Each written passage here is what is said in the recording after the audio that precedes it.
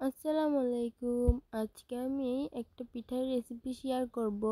সেটা হচ্ছে দুধ পুলি পিঠা। চলুন তাহলে রেসিপিটি শুরু করি। একটি পাত্রে আমি পরিমাণ মতো পানি এবং লবণ দিয়ে পানিটা ফুটে আসলে তার মধ্যে চালের গুঁড়ো দিয়ে দিয়েছি। এবার এটাকে ভালোভাবে সিদ্ধ করে নেব। এবার একটা কাঠির সাহায্যে এটাকে নাড়িয়ে একটি পাত্রে নামিয়ে নেব।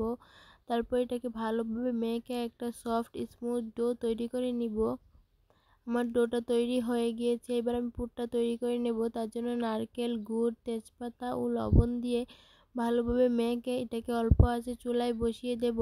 গুড়টা গলে অনেকটা পানি চলে আসবে। এটা শুকিয়ে গেলেই আমার পুরটা তৈরি হয়ে যাবে। এদিকে দুধটা জাল করে নিচ্ছি। তার মধ্যে এলাচ 1 চিমটি লবণ দিয়েছি আর দিয়ে দেব স্বাদ মতো চিনি এবং নারকেল কুচি দিয়ে এটাকে ভালোভাবে বলক তুলে জাল করে নিব।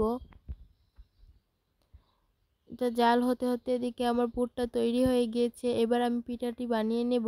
আপনারা ভিডিওটা ভালোভাবে লক্ষ্য করলে বুঝতে পারবেন আমি কিভাবে পিঠাটা বানাচ্ছি। আর আমার ভিডিওটা ভালো লাগলে সবাই একটা লাইক করে দিবেন এবং একটা কমেন্ট করে জানাবেন আমার রেসিপিটি কীরকম লেগেছে আপনাদের কাছে।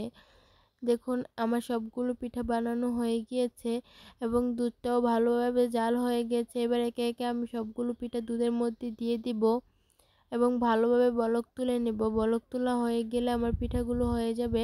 এবার নামিয়ে নিয়েছি। সারা রাতের জন্য দুধের মধ্যে ভিজিয়ে রাখবো।